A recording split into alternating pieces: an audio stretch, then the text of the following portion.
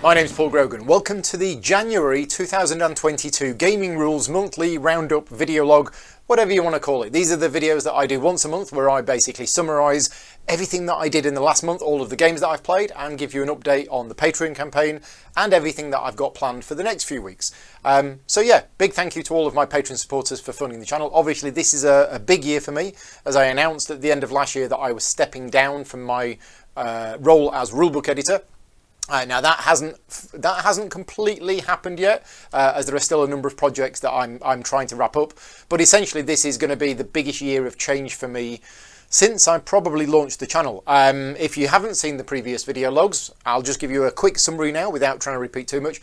At least 40-50% of my income comes from my work as a rulebook editor, and I decided for various reasons at the end of last year that I'm stopping that, and I'm not going to be officially a rulebook editor moving forward. I've still got one plan for this year, but other than that, I'm not going to be doing it anymore. I'm going to be focusing more on the channel and relying more on the support of the Patreon campaign. So yeah, a huge thank you to all of my Patreon supporters for basically making what I do possible. And if you like the content that I create and you want to support me, you can do so directly at patreon.com/gaming rules. We'll do a full Patreon update later on.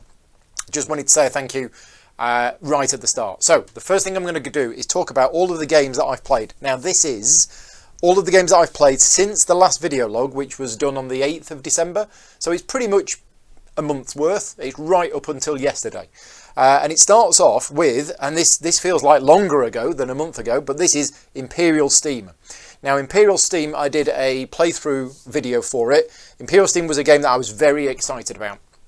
And I was really looking forward to it. And I remember the first time Clay from Capstone Games told me about it before there was really any information on Board Game Geek, and I was definitely interested in it. Now we managed, with a lot of trouble, to get me a copy of it in November, because there were problems with the copies at Essen. There wasn't enough that arrived or something like this, and they said, oh, we'll send you one straight after Essen, and then there were problems with that, and then Asmodee UK got some in, but due to a mess up in the communication, there wasn't one available or something. Anyway, I managed to get a copy of Imperial Steam, did a playthrough of it, and this is one of those games that I kind of knew I was going to enjoy. However, it was also described to me as Lignum with trains. Now Lignum is a game from a few years ago that I did get a chance to try and I really didn't like, and it's a shame because a lot of people have said, oh Paul, you're really going to like Lignum, it's your kind of game. But I didn't like Lignum. I played it once or twice. The rulebook really wasn't very good. The graphic design in the iconography was poor, and that led to a lot of confusion. And there may have been a good game in there, but unfortunately for us it was hidden behind some impenetrable layers that just made the game, yeah, confusing for us to play. And then when I'd actually played it, putting that aside, I was not as keen on the game as I thought I would be. So anyway, Imperial Steam described to me as Lignum with trains, but I thought, oh, okay, well, let's have a look at it. And I had a look at it, and I thought, no, this doesn't feel like Lignum at all, from what I remembered about it. The video is on the channel now. If you want to see a playthrough video, a tutorial and playthrough video on the channel, it is on there now. I'll put an image of it on screen now. And I think it went really well. And I'll be honest with you here. Quite a lot of the time when I'm doing these playthrough videos, it takes a lot of preparation. I mean, yeah, it takes a lot of preparation anyway. I get the game, I read the rules, I learn how to play, I do a practice video, then I do a practice teaching video, and then, oh, come back, Arnie's fallen off. And then I do the actual video. So what you see is you see a 2.5-3 hour video and you think, oh, Paul spent 2.5-3 hours producing content. No, Paul's probably spent about 10 to 15 hours in total. There's a lot of time, and Imperial Steam was about 2 days of preparation and work ready for the live stream. And sometimes I really struggle with these. Sometimes, because I've got so many rules of different games in my head and I'm working on rule books and I've got all of this, having to focus on a particular game and remember it and learn it well enough to do a teach on camera, which is quite, it's quite a nerve-wracking thing, and making sure you get it right, you don't make any mistakes. Imperial Steam just clicked. There must be something about the particular mood that I was in at the time, but the rulebook was really good, and that game just clicked. And I played it, I read through the rules, while sort of learning how to play. And then I played a practice game and I was like, this is great. I feel comfortable with this. And then that teach on the Friday night, if I could pat myself on the back, I would. Because I think of all of the live tutorial and playthroughs that I've done in the last maybe couple of months, that was one of the better ones. I was really pleased with how it went. My thoughts on the game, possibly game of the year. I don't normally publish my actual game of the year until the end of this year, but that was very, very high contender. As I say, something just clicked about the game. I thought it was fantastic. I thought the gameplay was really good. I can't wait to play it again. And I know they're working on a solo mode for it, which I'm very keen about. So yeah, Imperial Steam, very, very much enjoyed that game. Thought it was fantastic. And as I say, if you want to see us playing it, the video's on the channel if you either want to learn how to play or you want to see the playthrough. That's there now. Next up so that was the 9th and 10th of December. Next up was the 11th of December. And this was a Saturday morning. Now, I was planning, because Vicky was out shopping this day, so I'd planned to do a stream of Concordia Solitaria, the new official solo mode for Concordia. That was happening around noonish, but Mike Dennis from Ready Steady Play, starting on the Friday night, was doing a 24-hour stream for charity. Now, all credit to Mike for doing this. He basically streamed live for 24 hours playing all sorts of games. And I said to him, because I wanted to support him, and Mike's a good friend and he's a fellow content creator and we're both Patreon supporters of each other, but I thought, let's play a game with him. So I basically said, in the morning of the Saturday, Mike, we'll play a game together using Board Game Arena. And obviously it will go out and it'll be live streamed on his channel as part of his 24-hour stream. And we chose Kahuna. Now, Kahuna, I've had a physical copy of Kahuna for about 20 years. I got it when it came out. It's a fantastic two-player game. It's really good. It's really clever. I've played it loads over the 20 years, and I still play it now because I still think it's a really good game. And it's on Board Game Arena, and we played a game of it. Now, to be fair, Mike had been awake for about 36 hours, and he hadn't played it before. So I taught him how to play, and we played it. But yeah, it was a really good game. And if you want to see that, that's on Mike's channel. If you go to Ready Steady Play on YouTube and look for his 24-hour charity stream, and he made a whole ton of money about it. And in fact, if that charity is still doing the same thing next year, it's something that if I'd known about, I would have possibly done something myself. Although there is no way that I can stream for 24 hours. My age and health, I can't do that anymore. There's no way I'm going to do it. But anyway, congratulations to Mike for raising all of that money. So then I played Concordia Solitaria, which I need to play again because I made a mistake in the rules setup. And unfortunately, I forgot to tell people to turn on the Klingon subtitles at the start of the video. So that video has an error. If you have watched my solo playthrough of Concordia Solitaria, or you are going to watch it, please bear in mind I made a setup error that I didn't spot until somebody pointed it out later in the chat. Basically, once you set up the display of the 7 cards, you're supposed to take the leftmost of the crafting cards, and the AI player, whatever they're called, can't remember what they're called. Anyway, they start with that. Contrarius, I think. They start with that card in play, and I didn't do that. So yeah, I want to play it again for 2 reasons. 1, I made the mistake in the setup, but 2, it was great. I mean, Concordia is a fantastic game anyway, and the new solo mode is really good. So I definitely want to play it again, but I'd be tempted to play it with, obviously, a different map, and possibly some of the additional rules. Because the solo mode, the Solitaria rules, actually allow you to play with any map configuration and any other expansion. So you can play with the fish market or the forum tiles or whatever. So anyway, that is on the channel if you want to see it. Just bear in mind, I did make that setup mistake. I played the game right, rules-wise. It was just the setup. Moving on to the 13th of December, I did a whole day of Bot Factory. Now, Bot Factory isn't out yet. Bot Factory isn't even on Kickstarter yet. But I did a whole day of playing the game, and I think I did 3 games of it. This was Patreon only. So if you're a Patreon supporter of mine, you would have got a link to the playthrough videos that I did this. And this is part of my professional work. What I was doing is, although I'm not the rulebook editor for Bot Factory, I did some consultancy. So what that means is they send me all of the files for the game and they send me the rulebook. And I spent a couple of days before printing out all of the components, making up my own prototype, and then I tried to play the game from the rulebook. And this is the best test of a rulebook as far as I'm concerned. So I basically did a day's work for them where I read through the rulebook, gave loads of feedback on the rulebook in terms of low-level feedback and high-level feedback, but I got to play the game as well. I got to play a multiplayer game where I was playing against myself. Then I hosted a game with some of my Patreon supporters, and we did a 3-player game with me, Jill and Scott. And then I also tested the solo rules, and I did a solo game as well. So because it was a professional piece of work that I did, I can't really give my opinions on the game, but I can tell you a bit about the game. Bot Factory is a lighter Vital Lacerda game. It's not just Vital, it's a co-design, but it's using some of the elements from Kanban, or Kanban EV, whichever version you've got, and turned it into a shorter, lighter game. It's not like Kanban Lite. It's got some mechanisms taken from Kanban, but it is its own game. Now, compared to Mercado de Lisboa, which was a similar thing, Mercado de Lisboa was taking one of the elements from Lisboa and turning it into its own game. But the big difference for me is Mercado de Lisboa is a thinky filler game. It is about a 25-30 minute game with not many rules, but very thinky. Bot Factory is actually a complete game. It takes about an hour to an hour and a half, and it's got about 12 pages of rules. Therefore, it's not just a thinky filler like Mercado de Lisboa. It's actually a full-blown game in its own right.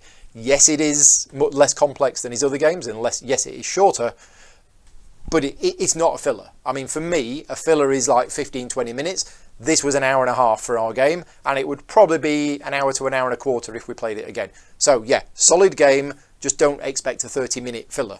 So anyway, that was Bot Factory. Right, let's move on to Arkham Horror, because that Arkham Horror is next. I've played 2 games of Arkham Horror in the last month. This is the Arkham Horror card game. 15th of December, we played Chapter 6. Yeah, we played Chapter 6 of The Forgotten Age. And then on the 5th of January, just last week, we played Chapter 7. We are nearing the end of the Forgotten Age campaign, and I'm going to be finishing it later this month. And I can't really give any spoilers away, which is really difficult to talk about this without giving any spoilers away. But for those of you that have played the Forgotten Age campaign, Chapter 6 is that weird one, which is completely different from the rest of the campaign.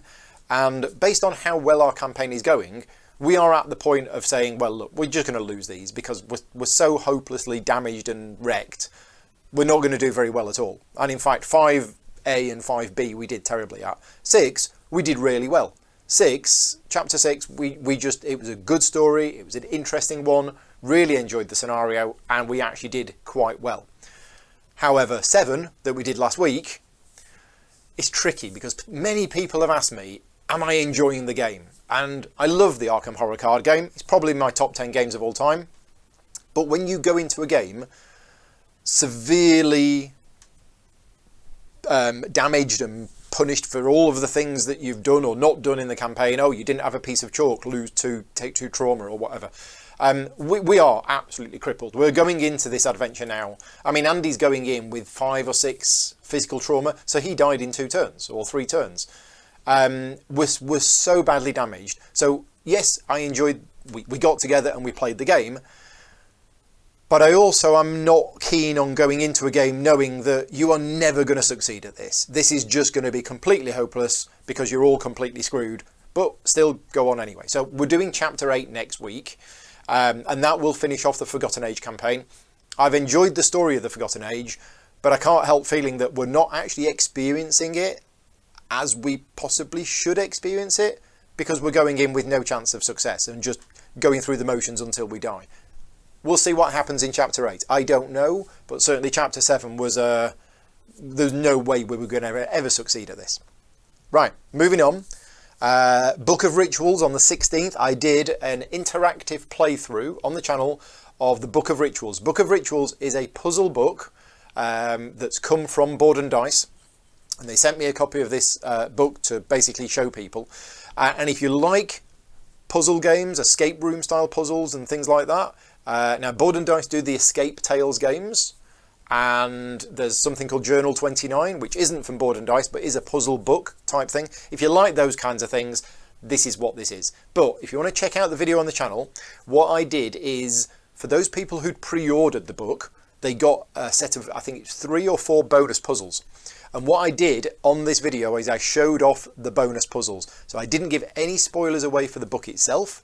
But if you want to check the video out, you can see, and we did it as an interactive playthrough with people in the chat helping me to try and solve the puzzles. So yeah, me and Vicky are going to enjoy that when we eventually get round to, we've still got a couple of other ones we need to finish first. But yeah, the puzzles in it are very much the kind of puzzles that we like to do. So yeah, check that out if you're interested. What then happened? Also on the 16th, one of the things that I've been meaning to do for quite a while is to play more of Undaunted Normandy and Undaunted North Africa, because I've only played them a few times and I really like both games, and I like the design of the game. I just don't get to play it as much as I want to, which is the case with a lot of games. But Undaunted Normandy has like 14 or 15 scenarios in it, and I've only ever played the first 2, maybe 3. So I've decided to start playing it on a semi-regular basis with Peter Rushton, using Tabletop Simulator. We both own a physical copy of the game, but it's just impractical to, you know, visit each other because we live hours away. So the plan is, anytime I'm free and anytime Peter's free, we'll say, do you fancy a quick game of Undaunted? And we'll do it. And eventually we will get through the whole campaign. I say campaign, we're basically just going to play through all of the missions. We've played 2 so far.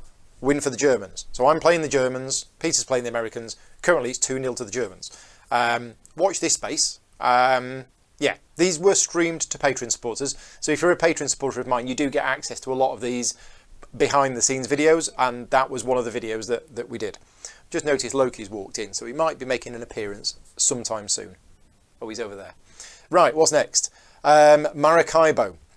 Okay, so Maracaibo expansion. Maracaibo, brilliant game. Absolutely loved Maracaibo. Talked about it loads on the channel, covered it a number of times on the channel, but the expansion arrived. And I was really keen to see what the expansion added to the game. And I didn't actually know much about what the expansion included until it had arrived and I've actually got it. And it's really interesting. I've actually done a video on the channel of what is in this box and what comes with the thing. So if you just want to watch a short video giving you an overview of what's included in Maracaibo Uprising, that video is on my channel now. But what we did is we did a playthrough of one of the cooperative scenarios. So I'd done a practice game of it where I played basically, I think I played solo. Yeah, I think I played solo. But then we played the same scenario, 3-player in the evening. And yeah, Maracaibo is fantastic. And I really like the fact that they've introduced these new modules into the game that allow you to play it in different ways. And that scenario, the cooperative, or one of the 2 cooperative scenarios included in the game, was just really good. It was just a nice twist to the game that you sort of playing Maracaibo as normal, but actually you're not competing with each other, but you're still trying to do the same thing, because at the end of the game you've got to have achieved all of the objectives, which is to free the Caribbean and got rid of all of the European nations. But you also, all players have to score more points than Jacques. Jacques is like an automa that's kind of like a timer and trying to score points. And yeah, I won't spoil it, but one of the players let us down. Right. What's next? Iki. Oh, also on the 17th. So that was in the afternoon. Maracaibo Uprising was in the afternoon. In the evening, I played Iki. Now, Iki is a game that I've heard loads about since Essen. It was a game which came out about 5 years ago. I missed it when it first came out, never heard anything about it. But then just after Essen, or it might have been near the end of Essen, people were saying, oh, have you had a chance to go and see Iki yet? It looks fantastic. And I was like, no, never heard of it. And, you know, I didn't get a chance to see it at Essen. But Flavin from Hachette Board Games UK, thank you very much for sending me a copy of Iki. Sent me a copy of it, and I could see what everybody was raving about. It was played quite a lot at GridCon, so my copy of the game went into the library at GridCon and got played a few times there. And on the 17th, I learnt how to play, I think the day before, and then we played it on the evening. So again, if you're interested, I did a tutorial and playthrough video for Iki on the 17th of December, and yeah, it's really good. It's just a solid game. My only concern with the game is the slight randomness in the fire. So at the end of each certain period of the game, a fire breaks out in one of the quarters. You've got to mitigate against that. You have to build up your fire protection and you have to put things down. And there's a little bit of a risk if you put them down nearer the edge, then there's more risk of them getting damaged by fire. And that's a choice you can take. But ultimately, that random choice of which one comes out, which you have no influence over, it might, you know, if you take a risk and build a building on the edge and then that building comes out, or that area comes out, the building burns down. And you've lost the building and that's really bad. Or you could be lucky and it doesn't come out and you get away with it. It's part of the game. It's just one of the things in there which I was, at the end of the game, I was thinking, ooh, yeah, great game, really good here, this, that, and the other mechanisms. And then, oh, there's this, where does the fire break out? A little bit random. But as I say, that's, you've got to take that into account when you're playing the game. And you've got to run the risk of, if you're not going to build up your fire protection, you're at risk of losing your building. Right, next, 19th, Sherlock Holmes Consulting Detective, box number 2, I think it is, the blue box. The only box that we haven't finished yet, and we did case number, I can't remember what case we did, because we actually did the Queen's Park Affair first, which is cases 7, 8, or 8, 9 and 10, and we're now going through the 7 original cases. So I think it was case 5. I think we've got 2 left. And again, as usual, really enjoyed it. The typos and the problems with the language in the blue box, I've made a big deal of these before, but it's not as bad. In some of these cases, it's just the odd humorous word because it's been misspelled or it's the wrong word. It wasn't a problem in this case, and it was another good one. And I think we scored really well. I think we got like 110 points or something.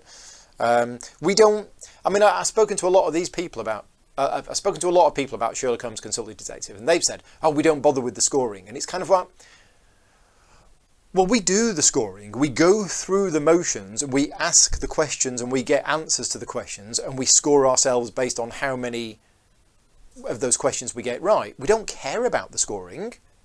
We don't play to get more than 100, but we do the scoring. If you don't do the scoring, I don't know, what do you do? So this is a question for you. If you play Sherlock Holmes Consulting Detective and you're one of those people who says, we don't do the scoring, then what do you do? At the end of a game, do you read the questions, answer them, and then read the solution, but don't bother with the scoring? Is that what you do? Or are you like us, that you actually do add up the scores, but who cares what the scores is? That's what we do. We add up the scores, but it doesn't matter. If we score 100, score 50, don't matter. Really doesn't matter. Right, next up, Tabanusi, 20th, mentioned later. Yeah, so on the 20th of December, me and Luke Hector got together and we played a game of Tabanusi together, 2-player, using Tabletopia, I think it was, because it wasn't available on Tabletop Simulator. Or at least I didn't think it was. Turns out it was later. So yeah, we played a 2-player learning game of Tabanusi. That was in preparation for the Tabanusi videos coming later in the week, which I'll talk about in a minute. Right, next up, Ark Nova. So on the 21st of December, so each month I do at least one solo playthrough, which is voted on by my Patreon supporters. I normally do more than one solo playthrough a month, but one of them is voted on by Patreon supporters. And I put a vote up at the start of December, and my Patreon supporters voted and wanted me to play Ark Nova. Probably because it's one of the hottest games that's been talked about, certainly in December, probably still at the moment. So it was no surprise that it won the vote, although it was a very close call between that and Lost Ruins of Arnak with the new expansion. So, because it was voted on by Patreon supporters, I did a solo playthrough of Ark Nova. And in fact, I did 2 solo playthroughs of Ark Nova on the 21st. I did one which was public, which went out to everybody, but then later in the evening, because Ark Nova was still set up on the table, I did another video. I think this was for Patreon supporters only. I did a second one where I basically played it again. Ark Nova is a fantastic game. I talked earlier on about Imperial Steam. Might possibly be my game of last year. If it isn't, it's probably Ark Nova. I need some time to go back and reflect on all of the games that were released last year, but Ark Nova's been fantastic. And I don't want to jump on the bandwagon because everybody else right now is saying, oh, Ark Nova's amazing, game of the year. If I was to just say, oh yeah, it's my game of the year as well, it's kind of like, but I'm saying it because I really feel it. I mean, I've covered this game on the channel so many times, I've talked about this game so many times, I've played it loads, it's great. And I would have been playing it again tomorrow if my plans for this week hadn't have gone wrong. So I did 2 solo playthroughs on the 21st, and my opinion of it as a solo game is it's brilliant, because I like my solo games where I just do stuff. I don't want a bot, I don't want an AI, I don't want an Automa. I appreciate and I respect that those are very good and very clever, but I don't want that in a solo game. I just want to do my thing and add up my points at the end. That's what I want to do. I don't want a complex bot that I have to work out exactly what it's going to do. That's just personal preference. And Ark Nova is like that. It's great. Right, so Tabanusi.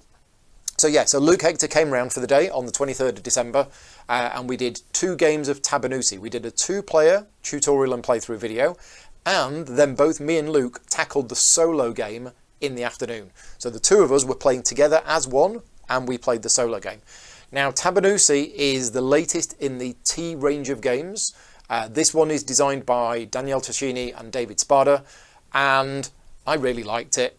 I've played Teotihuacan, well, I've played Tzolk'in, if you want to class that as a T game. I mean, technically it is. I've played that, I've played Teotihuacan, I've played Tekhenu, and I've played Tabanusi. I like all of them. It's really tricky for me. I'm not going to say right now which one is my favourite and which one is my least favourite. All I know is Tabanusi for me was lighter than Teotihuacan and Tekhenu. Teotihuacan and Tekhenu are both really good games and are really solid games, but they are at the upper end of my complexity comfort level. Both of them take quite a while to teach because both of them have a lot going on and yeah, lots of interlocking mechanisms. Tabanusi isn't a light game, but in my opinion it is lighter than the other 2, and I found it more accessible and I found it more interesting. My only concern with Tabanusi is I've only played it now twice. Well, I've played it once solo, twice solo, maybe twice solo. No, once solo, and twice at 2-player. I haven't played it yet at 3 and 4 player. And my opinion of the 2-player game is that I think it would be better at 3 and 4 player. 2-player worked, it wasn't a problem, but I just think because of the mechanisms where you sort of start to plan buildings and then other players build them and things like that, that would be a lot more interactive and a lot more going on in a 3 and 4 player game. Anyway, more on that later on. There may be a 3-player game of Tabanusi coming very soon to the channel. And then, on the evening of the 23rd, I played a little game that I might have mentioned once before called Ark Nova. Now, Ark Nova is Luke's #1 game of last year, and as I said, it's possibly my #1 game of the year as well. It's fantastic, and the 2-player game that I played with Luke on the evening of the 23rd was a brilliant game. Really, really good game. And it was very, very close. In terms of the flow of the game was good. There were points where I thought Luke definitely won this. Then there was a point where I managed to shift the balance and things like that. And anyway, it was a really good game and it was very close in the end. And thank you to the people who've watched the video and made some comments afterwards. I haven't told Luke about those comments on the video because people watching afterwards spotted a couple of things that I think Luke forgot to do. Which might have swung the game in his favour, but I don't care who won that game because it was so close in the end. It was just fantastic. Really, really good game, and a really good game to end a whole day of gaming. And yeah, get on with Luke, and we play games together now and again, and it was really good. Just really good end to the day.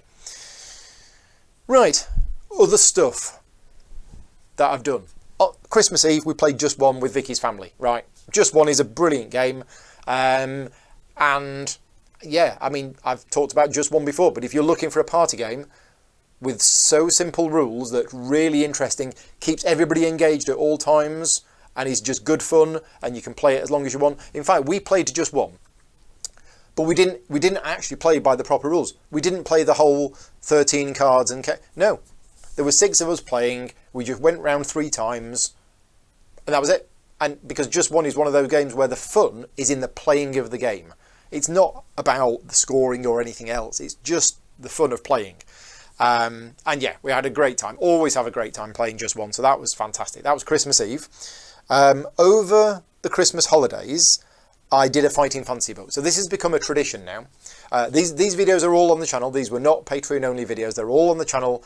But I decided to do Caverns of the Snow Witch. I say I decided. My Patreon supporters voted on which book I would cover. Caverns of the Snow Witch is book 9 in the original Fighting Fantasy book, written by Sir Ian Livingstone, who's been knighted over Christmas, so congratulations, Ian. Not that you're watching this, but I'll say congratulations anyway.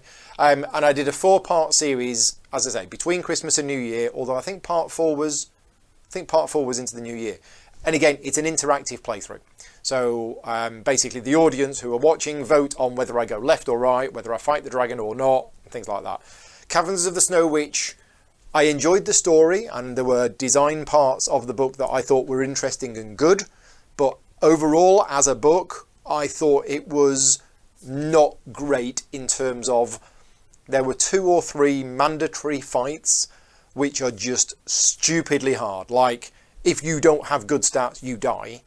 And then there's a few points in it where if you didn't have a certain item, you just died straight away. And there's a few points like that in it.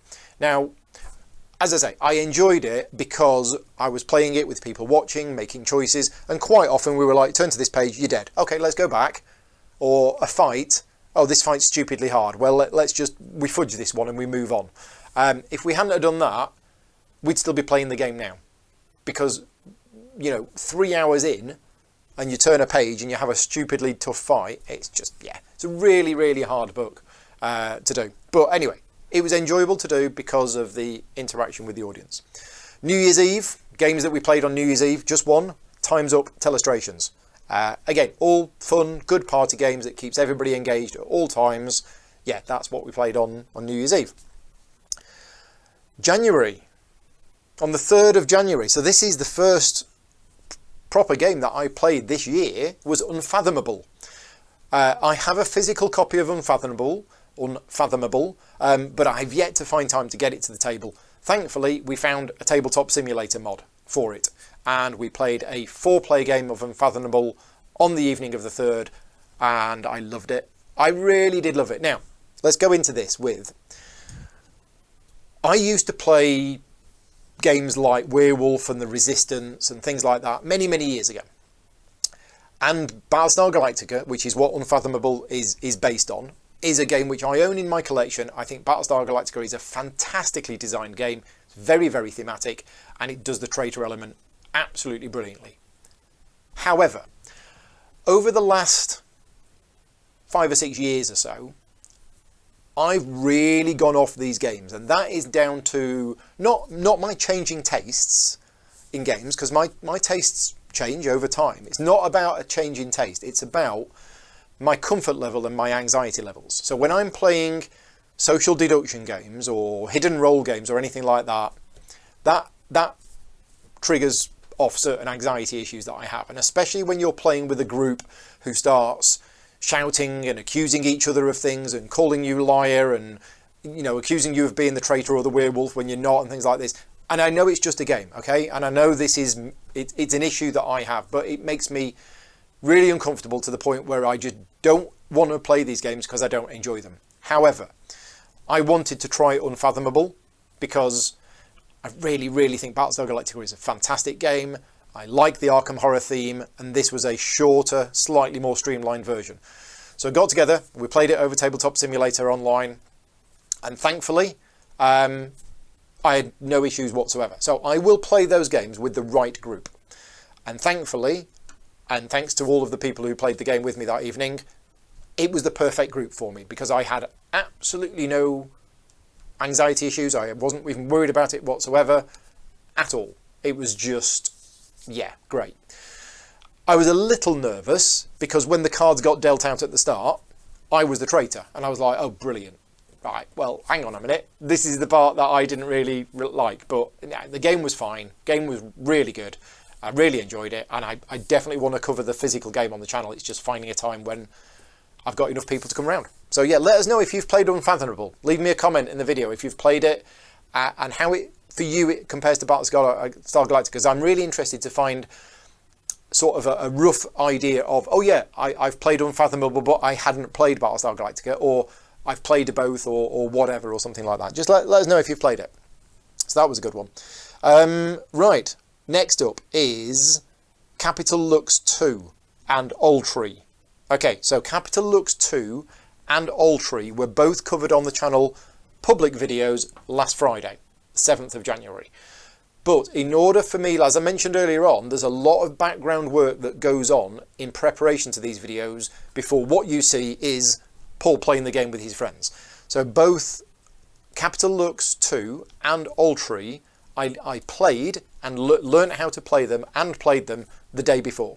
So I basically booked the whole of the 6th off work and spent all day learning Capital Lux 2 and doing a playthrough, and then learning Altry, doing a playthrough myself, and then hosting a game for some Patreon supporters where they played through a game with me teaching them as we went. And I'm really glad I did that second game, because I came across in that second game of Altry a couple of things that I'd got wrong in the first game.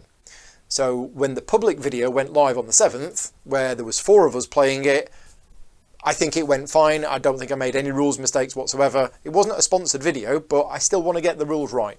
Now, Altry is an interesting one, because I like it more than I should. And there's a number of other content creators who I've spoken to about the game. And in fact, the sort of round the table discussion that we had at the end of Altry, I seem to enjoy it more than anybody else. Now, Rob, to be fair, I knew Rob wasn't going to be a big fan of it. Rob likes his competitive, heavy, crunchy, meaty games. He likes his light filler games sometimes, but he doesn't like the in-between. So I kind of knew that Rob wasn't going to enjoy it too much. But ultimately, Altry probably isn't the best game of the Altry isn't the best game of the year. Altry might not even be in the top 10 games of last year. And ultimately, despite the really nice artwork, the amazing production quality of the game, the designer's pedigree, in Altry you will move to a space, you will flip a card over, you'll read a bit of narrative text, and then you'll roll some dice to see whether you succeed or not. That's ultimately what a lot of the game is. Not all of the game, there's other stuff going on as well, but a lot of the game is that. And that sounds like, well, Paul, why do you like that game?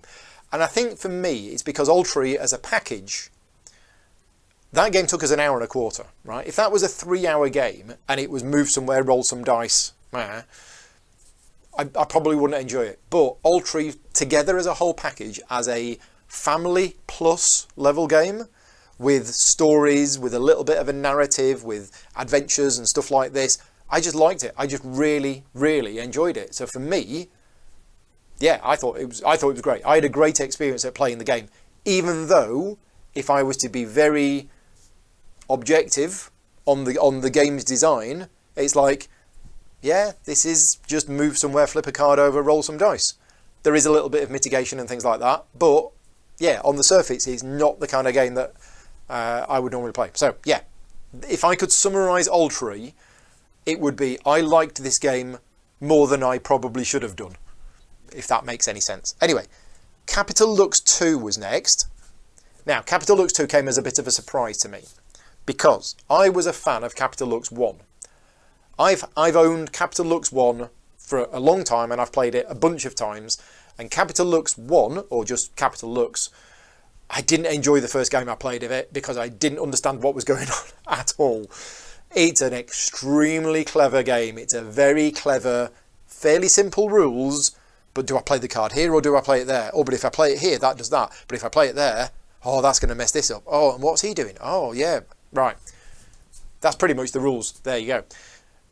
Anyway, Capital Lux 2 came out a couple of years ago, and I spoke to the publisher and I said, look, I really like Capital Lux 1. Is there any chance I could have a review copy of Capital Lux 2? And 2 years ago, they gave me a copy of Capital Lux 2.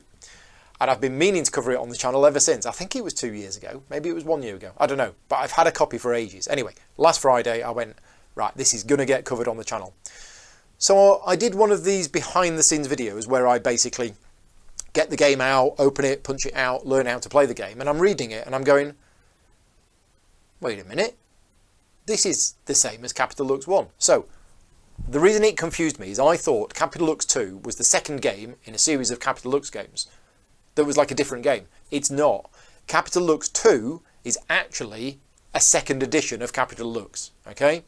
But with a whole boatload of extra features. So in Capital Lux, you have 4 different sort of factions, each of which has a power. In Capital Lux 2, there are 4 different powers for each of the factions, and you randomly choose which powers you're going to use at the start of the game. So there's 256 combinations, and it's still the same game as Capital Lux. So if you like Capital Lux 1, you should definitely consider looking at Capital Lux 2. And if you want to know more about the game, just watch the video. That's all I can say. It's a short game. It's about 30 minutes long, and you will see what kind of game it is from watching the video. So that is on the channel now, Capital Lux 2, from last Friday. And we enjoyed it so much, we then did another one. So if you're looking, you will actually see 2 videos, both Capital Lux, both from last Friday. One of them is the first game, one of them is the second game. Don't watch the second video if you don't know how to play, because we don't explain the rules. We explain the rules in the first video, and then the second video is just another playthrough. Anyway, that is almost everything, except for yesterday. Yesterday, we went to a friend's house and we played games 5 and 6 of Charterstone. Charterstone is a game which we are all really enjoying. More so than we all expected to, because when the game came out, it was sort of a mixed response. A lot of people going, wow, this is fantastic, and a lot of people going, oh my god, this is awful. We're really enjoying it. We're up to game 6. We're halfway through the campaign, but it's a very nicely designed game.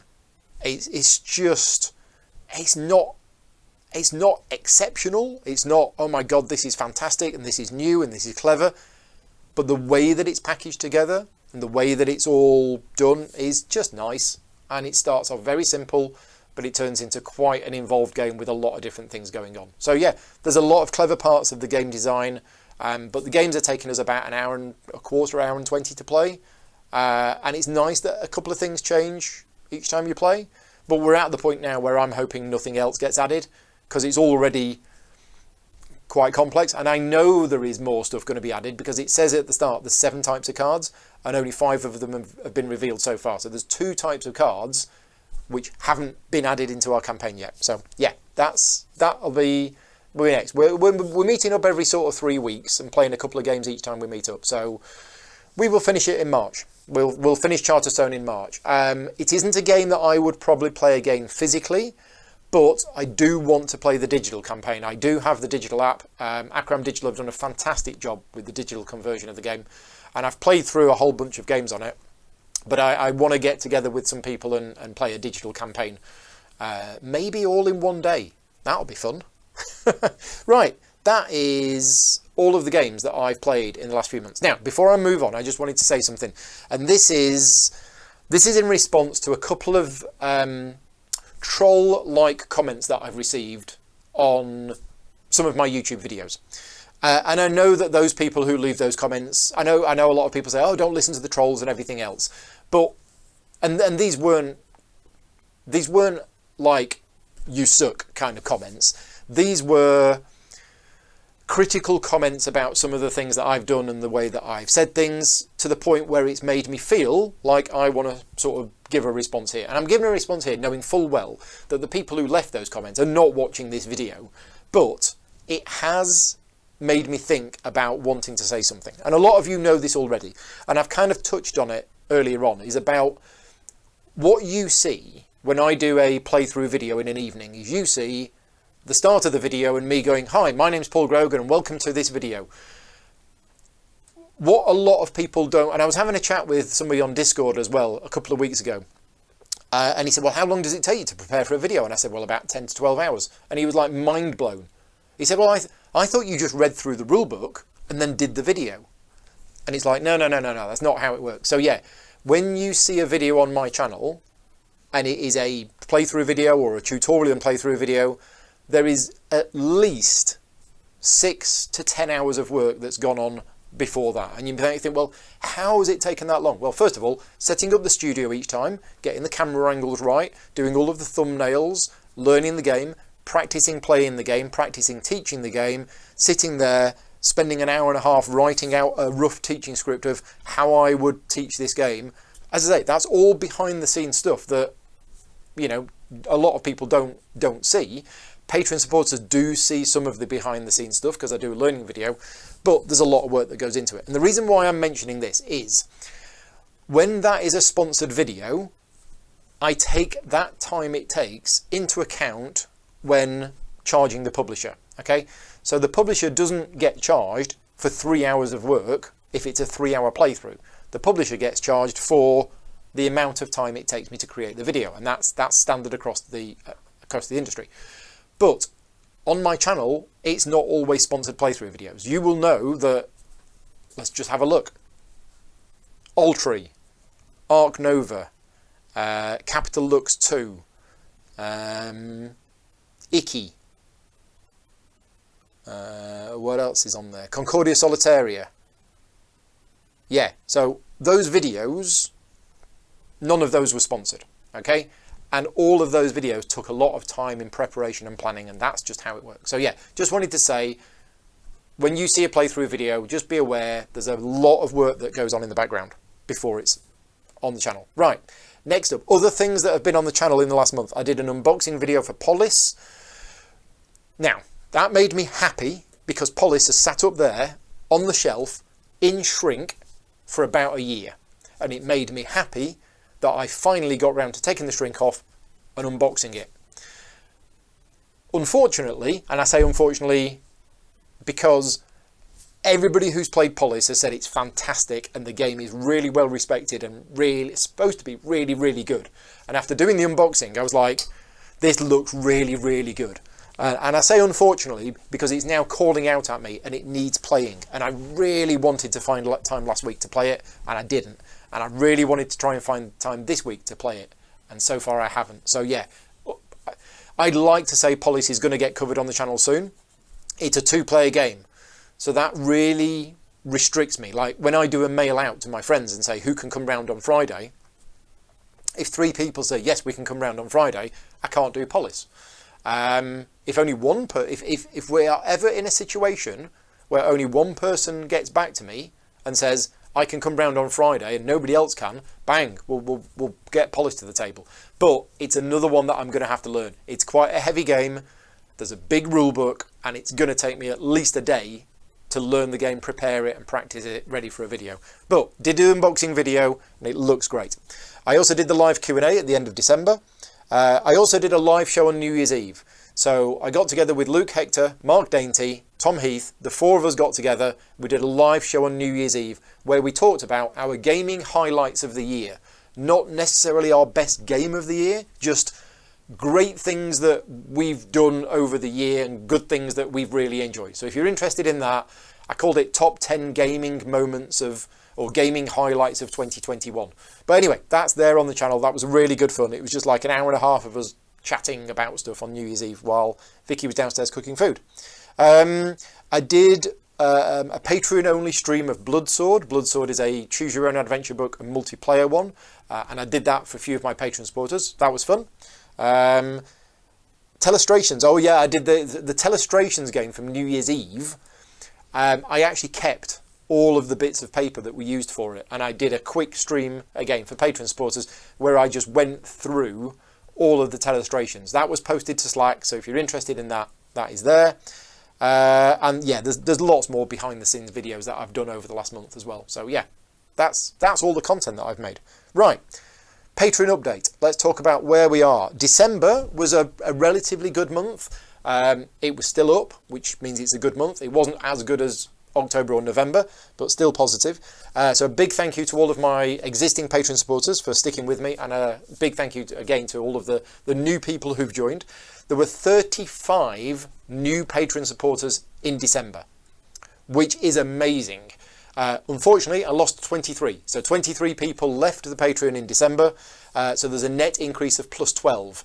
There's a list on screen right now.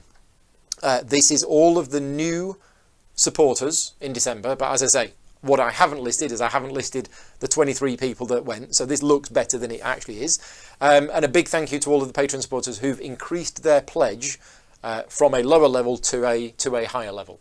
So there we go. Yeah, big thank you to all Patreon supporters. As some of you will know, I was on a bit of a Patreon drive to try and get to 800 supporters. There was limited success in the Patreon drive.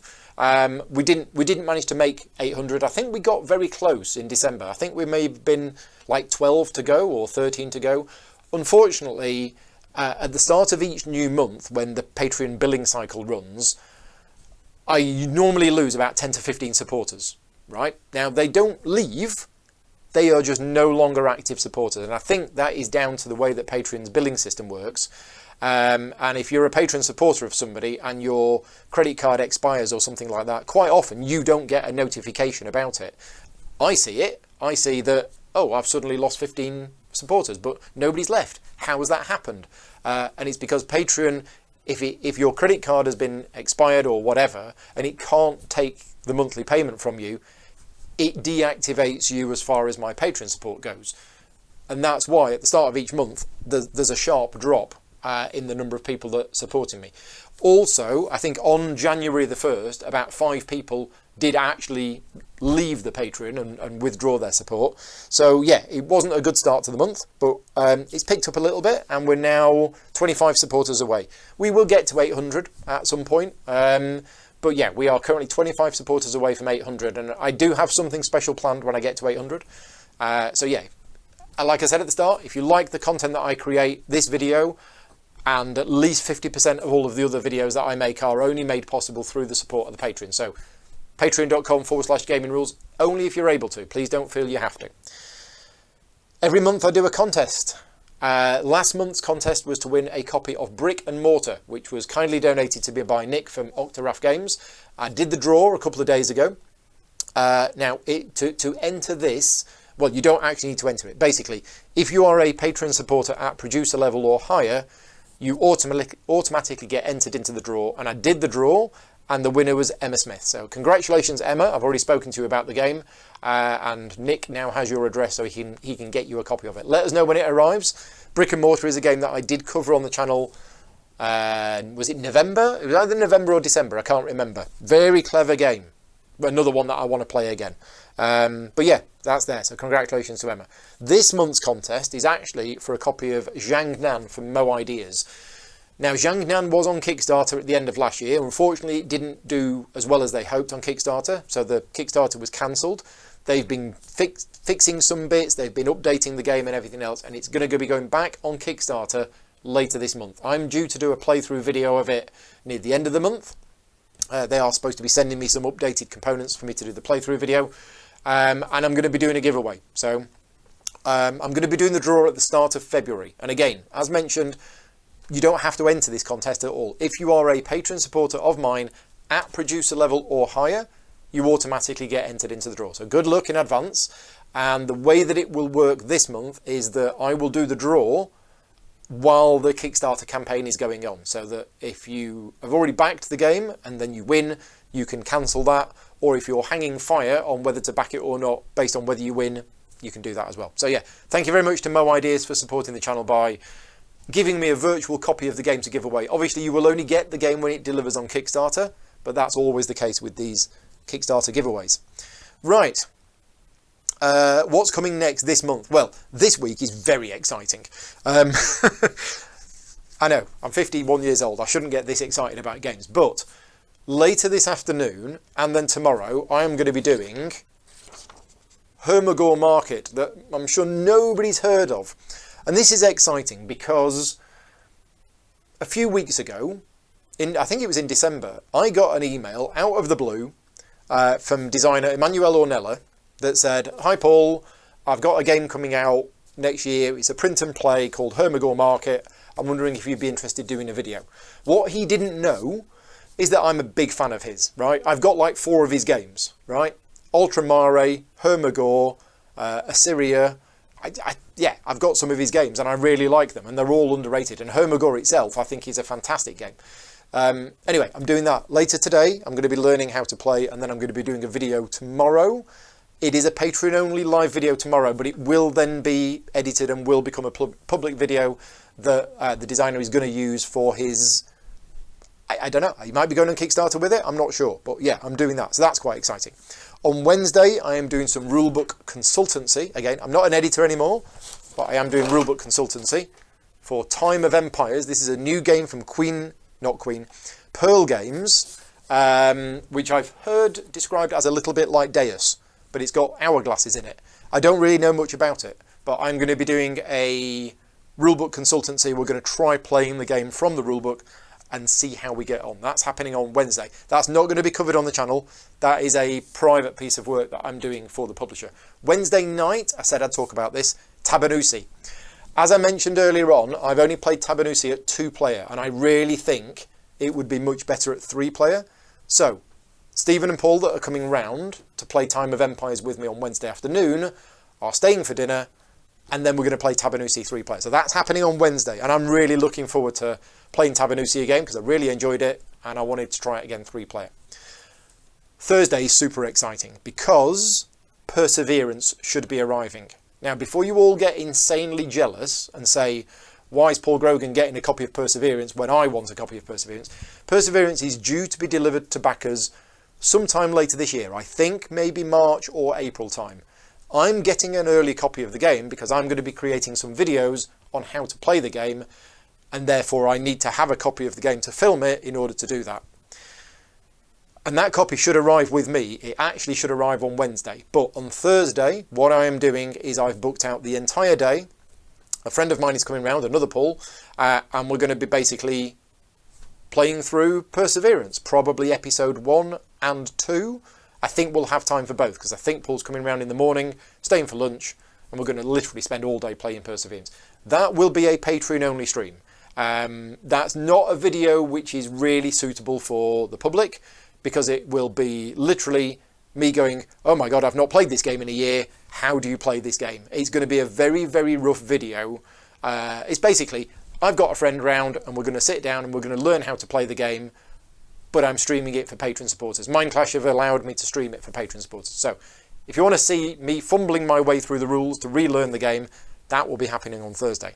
Friday I'm going to be doing games night. I don't know what yet, because I'm waiting to see who can come round. And then next week, I've got a video of Ark Nova planned with Tom Heath and Luke Hector, just because Tom wants to learn how to play, and I love the game, so I want to play it more. We're going to be finishing off our Arkham Horror campaign. I'm going to be doing a 4-player game of Undaunted, using the Reinforcements expansion at the moment, with the 4 designers. So David Thompson, Trevor Benjamin, David Turtsey, David Digby, and me. But I'm the 5th. So I think I'm going to be hosting the game, and I think the 4 of them are going to be playing it. But basically, Osprey Games have asked me if I wouldn't mind hosting and facilitating a game using the 4-player rules from Reinforcement. So that's going to be happening later in the month, I think on the 21st. I will be doing a solo playthrough. Patreon supporters at the moment are voting on which game they want me to do a solo playthrough of, and I can tell you now, Lost Ruins of Arnak with the expansion is winning by a considerable margin, so it is very likely to be that. I'll close the voting later this week, but it's probably going to be that. It's really nice to see that Messina and Australia both got quite a lot of votes as well, but not as many as Lost Ruins of Arnak. I'd love to do more if I had time. There's a whole bunch of other stuff that I've got planned for the next 4 weeks as well, but I will fit in as much as I can. Right, personal update. The rulebook work, as I mentioned at the start, is still going on. Frostpunk is almost done. I was hoping Frostpunk would be finished last week. It's not. We've got a few little bits to do, but it's almost there. Batman Gotham City Chronicles, so close. It is so close to being finished. It's, I think, one more version and we're done. And they're going to be going to Kickstarter with that later this year as well. So, yeah. Batman Gotham City Chronicles is very close to being done. ISS Vanguard is close, but not quite as close as the other two. So, unfortunately, me planning 2022 as the year where I'm retired and not doing any rulebook work, I'm still doing some rulebook work. It's not a lot, but it's still there, and that's 3 rulebooks that I'm still working on a little bit each day, which is one of the reasons why I decided to quit, because it takes a lot of brain power to work on 3 rulebooks at the same time, all for very heavy, very complex games. And even though it might only be half an hour of work a day, that's half an hour of work for a game which I've got to know like the back of my hand. And then half an hour on another rulebook, and then half an hour on the rulebook, and then I've got to switch to this and switch to that. It's just been a bit too much. But I'm sticking with these projects until the end, and it's really nice to see the end result of months and months of work.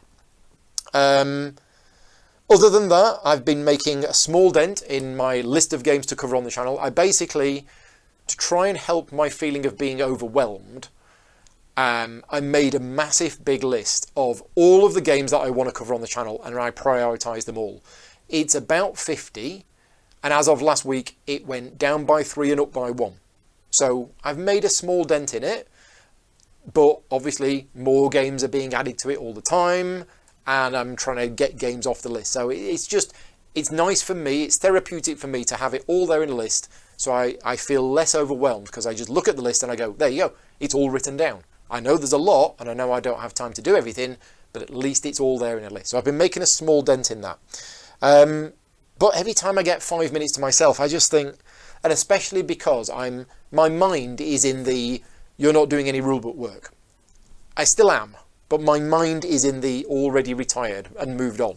So every time I get 5 minutes to myself, I think, oh God, that's a great idea. Let's play Terraforming Mars all day. I'll do an entire day where we play Terraforming Mars using a different expansion, and we play like 5 games of it. Oh, and let's do a Tapestry day where we do the base game, then the first expansion, then this. Oh, and then I'll invite Ian around and we'll play Battlelore 2 all day. Oh, and then I'll do a day where we play the entire Gloomhaven campaign on Gloomhaven Digital. Oh, and then I've got all these ideas. I've got loads and loads of ideas. And the reality is there just isn't enough time to fit them in. But at some point, I will. Getting back into Too Many Bones, do a Too Many Bones day, play through the campaign, maybe do a solo campaign, Cloudspire, what else have I got written down? Play more Ultry, play more Capital Lux 2, everything else. Loads of stuff. I'll get there eventually. One other thing that started again in the last couple of weeks is painting. Now, regular viewers will know that I do quite a bit of miniature painting in the background, but I knew that at some point last year I'd stopped. And I think I stopped about the time when things started going wrong for me mentally, and I started feeling, overwhelmed and all of that sort of stuff. And that ultimately led to my decision to step away from the rulebook work. But I got back to it in the last couple of weeks, and it was the Anachrony miniatures that I was currently painting when I had a break, and it was really, I had this. It was a very strong negative feeling that I had when I got out all of my painting stuff again. This was between Christmas and New Year, and I went, when was the last time I painted? Because I know it was at least 2 or 3 months ago. And I looked back through all of my photos that I take on my iPad and all of the dates, and it was June. And this is why it gave me this big negative feeling. I was like, June? I mean, I like painting, and I like sitting down in front of TV, watching TV episodes and painting loads of miniatures. And it just hit me that it's been 6 months since I'd done any painting. And I was like, wow, what have I been doing with my life for the last 6 months? Anyway, I'm positive, got back into the painting now. So I'll put some images on screen. This is one set of the, what are they called? Exosuits for Anachrony. Almost finished. It's just the bases that I haven't done. And I have done one of the bases. Another image on screen now. This is one of the ones. The base has been done. I haven't done the other bases yet because I then moved on to the other ones. And this is the current progress that I've made on the exosuits for these ones.